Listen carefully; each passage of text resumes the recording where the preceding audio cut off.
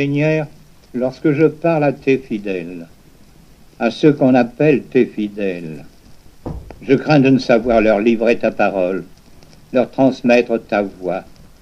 Je crains de trahir le Verbe, car je connais combien je suis inhabile et froid et lent pour cette tâche éblouissante, car je connais aussi les hommes de qui la distraction et l'indifférence ont revêtu pour un moment les gestes pieux. J'irai leur dire: soyez parfaits comme votre Père céleste est parfait. Vos défauts, mollesse, vanité, sensualité, votre orgueil et vos cupidités, les vices vous étouffent l'âme. Ils arrêtent sa croissance. Vous êtes des nains volontaires, des avortons délibérés, cœurs desséchés, esprits terrestres, ventres hyperboliques. Vous demeurez immobiles au sein de la tourmente d'amour qui s'efforce de vous jeter en Dieu. Le poids de votre exiguïté décourage les souffles de la Pentecôte, et votre infirmité paralyse Dieu.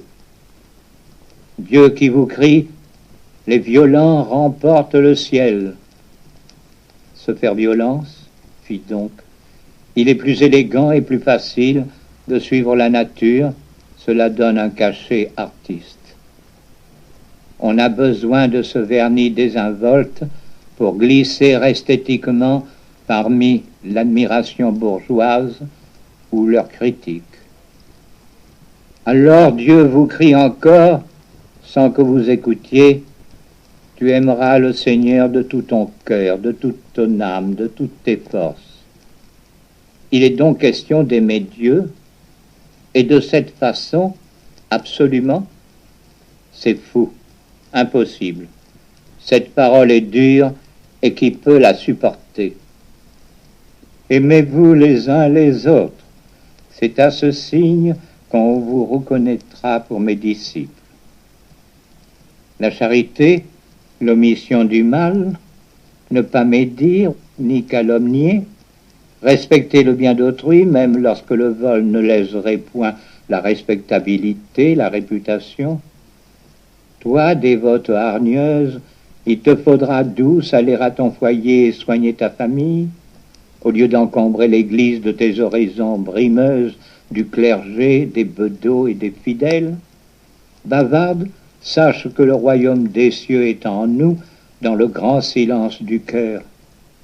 Toi, Marguillier, renonce au privilège de vanité, respecte les prêtres du Seigneur et ne les traite pas à cause de ton or, ainsi que des valets.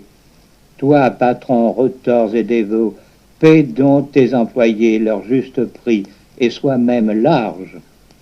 Ouvriers, membres de confréries multipliées, renonce aux dévotions ou bien travaille plus exactement.